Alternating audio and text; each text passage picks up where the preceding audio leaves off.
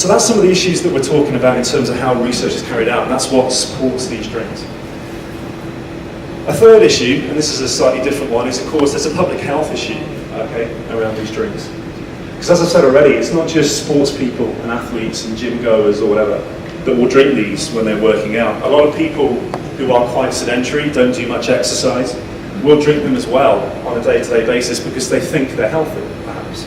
Okay, because they're almost marketed as a health supplement, all right? So people will consume them thinking, okay, this is going to make me healthier. I don't have to do much more than drink this, and it's going to make me healthier in some way because it's a healthy drink. Okay, it's a sports drink. It's glamorously advertised. It looks good, so it's going to do me some good. The problem is that it's not necessarily the case. Sports drinks like Lucozade, Gatorade, etc., in themselves are not particularly calorific. All right, a Lucozade Sport, for example, has got about 140 calories. It's not a huge amount of calories. Obviously, if you drink 5 a day, 6 a day or whatever, it becomes a bit more serious, but one bottle is not that bad.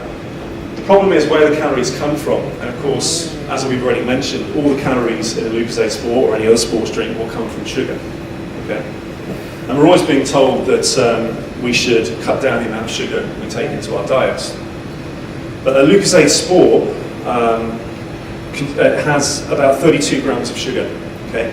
So that's 8 teaspoons of sugar in every bottle. All right, so if you imagine you saw someone with a cup of tea putting 8 teaspoons of sugar into their tea, you wouldn't go, that's a healthy drink. Okay? You would be probably quite shocked. But that's exactly what people are drinking every time they drink a sports drink. And they're all pretty much the same, okay, in terms of composition. They've all got pretty much the same amount of sugar. So what we're starting to see in the research, there's a bit of a link between consumption of drinks such as this and rises in calorie intake, rises in body fat levels, and also, something you don't often think about, significant problems with dental health as well, because they're very sugary drinks. Okay? And as you drink them, they're going over the teeth, all right? And they're actually wearing the enamel off of your teeth as well, if you drink them in quite a large amount. And what we're seeing is an increase in the occurrence of severe dental problems in athletes who consume products like this. Okay? It's even more so in children because their teeth are naturally weaker, not fully developed. So there's a big problem between dental health issues and consumption of sugary drinks in young people. So there's a public health issue as well. I mean, when you consider that a sports drink will contain the same sugar as about 3 to 5 donuts, okay? So you can eat 5 donuts, same sugar as one bottle of one of these. So it kind of puts it in perspective a little bit, how much sugar is actually present in it. And yet people think it's healthy, people think it's a beneficial thing for them. And in some ways it can be, but for your average person in the street, probably not. So we've got methodology problems, we've got research problems, we've got public health issues to be aware of as well. So there are definite flip sides, okay, to the possible benefits that these drinks can provide. So I'm almost out of time, so I'm just going to kind of wrap up really. I'm not saying that a sports drink has no benefit. Okay, what I'm saying is that it has a benefit depending on who you are, what you're using the sports drink for, if you're exercising, how long you're exercising for, how intensely you're exercising for, what kind of environment you're exercising in. Okay. What I'm also saying is that if you have an appropriate diet for the activities that you do in your daily life, and if you have an appropriate diet leading up to any exercise that you do, the benefit of a carbohydrate drink is probably going to be massively reduced. All right? It might even be completely negated if your diet is adequate. Okay, there's research to show that when a diet is good and sound, the effects of these things is hugely reduced. And that goes back to the fasting issue that I mentioned before.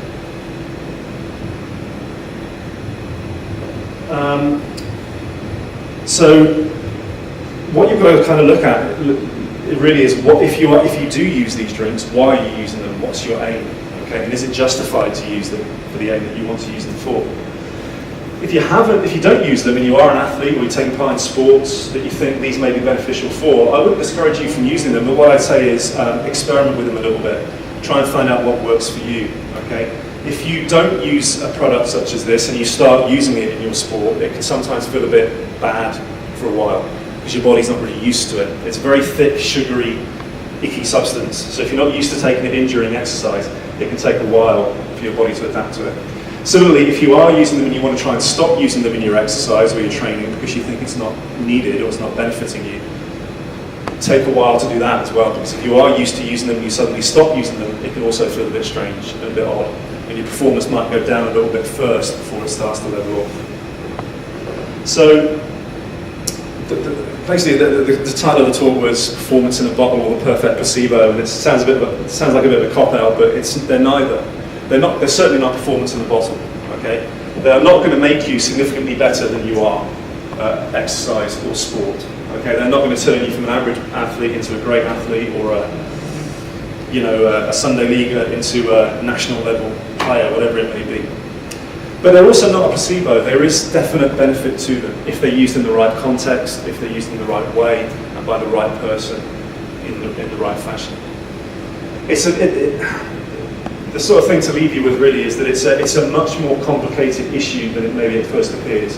It's not a yes or no, good or bad argument. Okay, it's the use of these drinks is something that will depend on your individual situation. But you should always try and think about what it is you're trying to get from them if you are using them before you decide that you actually do want to incorporate these into whatever it is that you're trying to do. Okay, I better wrap up because I'm a little bit long, so thank you very much. If anyone's got any questions, I'd be happy to talk to you.